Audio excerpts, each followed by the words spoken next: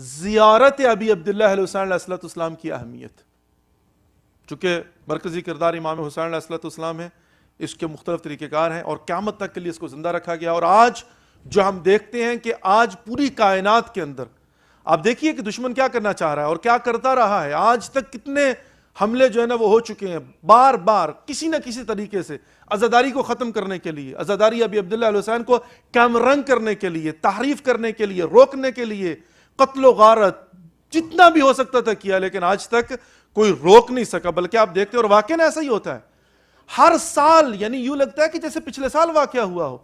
ابھی کربلا سے آ رہا ہوں، خدا جانتا ہے یوں لگتا ہے، یعنی 9 محرم کی رات کو یوں لگ رہا تھا جیسے کل 10 محرم کو واقعہ کربلا ہونا ہے. 1400 سال گزر چکے ہیں. کون سا واقعہ ایسا جو اس طرح سے زندہ و جاوید رہا ہو؟ کون سا واقعہ ایسا؟ انسان تھک جاتا ہے کسی بھی چیز کو. بلکہ یہاں پر آپ جانتے ہیں کہ ماہر نفسیات کیا کہتے ہیں؟ کہا کہ گھر کے اندر اگر آپ نے فرنیچر کو 2-3 سال کے بعد تبدیل نہیں کیا تو گھر میں جائیں گے تو آپ کو یوں لگے یہ پرانی چیز ہے، بوریت محسوس ہوگی. کہا کم از کم یہ کرو کہ فرنیچر کی سیٹنگ چینج کرتے رہو. لیکن عزیزان محترم، ہم تو اپنے بینر بھی چینج نہیں کرتے، ہم تو علم بھی چینج نہیں کرتے. صف عذاب بچھاتے ہیں تو وہی پرانی چیزیں نکال کے لے کے آتے ہیں. کیا کسی چیز میں کوئی تبدیلی آتی ہے؟ کوئی نئی چیز لے کے آتے ہیں؟ وہی کچھ ہوتا ہے. مرثیے ہمارے وہی ہے، سوز و سلام ہمارا وہی ہے، مصیبت ہماری وہی ہے، مجلسیں ہماری وہی ہے، صف ادا ہمارا وہی ہے، سب کچھ وہی ہوتا ہے. لیکن ہر سال یوں لگتا ہے کہ یہ پچھلے سال والا تو نہیں ہے. ایک نئی تر و تازگی ہوتی ہے، ایک نئی حیات ملتی ہے انسان کو. اور پھر کیا ہے کہ ڈٹرمنیشن کے اندر دیکھ لیجئے، ہمارے بچوں کو دیکھ لیجئے، ہمارے اپنے اندر دیکھ لیجئے. اور واقعی یہاں پر تو شکاگو کے اندر بلکہ کمال بھائی مجھے بتا رہے تھے کہ 110 مجلسوں کی فہرست جو ہے نا وہ دے رہے تھے. انسان تھک جاتا ہے، لیکن کیا ہے کہ مومن عزادار ابی عبداللہ حسین تھکتا نہیں ہے. نہ دن کی فکر ہے، نہ رات کی فکر ہے، نہ کھانے کی فکر ہے، نہ سونے کی فکر ہے. کیوں؟ آخر وجہ کیا ہے؟ یعنی واقعی اگر اس کی وجوہات کو اگر آپ جا کر دیکھیں، اس مقصد کو اگر آپ جو نا سمجھو اور اس کی وجوہات کے اندر جو حصہ ڈالا اس کو دیکھیں. سب سے پہلے یہاں سے میں شروع کرتا ہوں، زیارت ابی عبداللہ حسین علیہ السلام. کس قدر اہمیت ہے ابی عبداللہ حسین علیہ السلام کی زیارت کی. اور عزیزان محترم اس بات کو ذہن میں رکھیے گا، زیارت ابی عبداللہ حسین علیہ السلام بہت بڑا فیکٹر ہے عزاداری کو اور واقعہ کربلا کو زندہ رکھنے کا.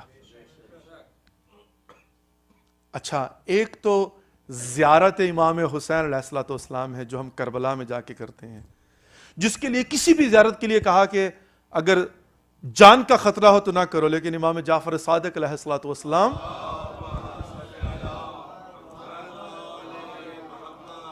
ارشاد فرماتے ہیں اگرچہ خطرہ موت کیوں نہ ہو تب بھی امام کی زیارت کے لیے جاؤ.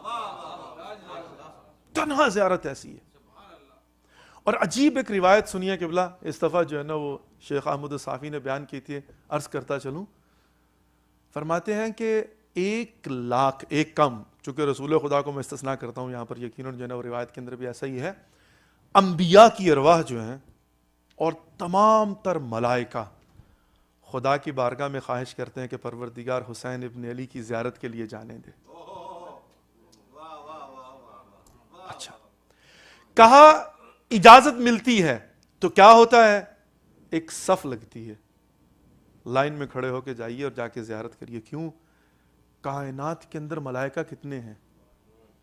آپ وضو کرتے ہیں تو آپ کے وضو کے قطروں سے فرشتے خلق ہوتے ہیں. کتنے ملائکہ ہیں نا. کہا اتنے ملائکہ کی موجودگی میں حتیٰ انبیاء کی باری بھی بہت عرصے کے بعد آتی ہے. ایک مرتبہ زیارت کر کے چلے گئے تو دوسری مرتبہ آخر صف میں جا کر کھڑا ہونا پڑے گا. تو کہہ یہ رہے تھے، کہا مومنین تم تو خوش قسمت ہو، تمہیں اتنی بڑی لمبی لائن میں نہیں لگنا پڑتا. یہ مومنین کے لیے استثناء ہے.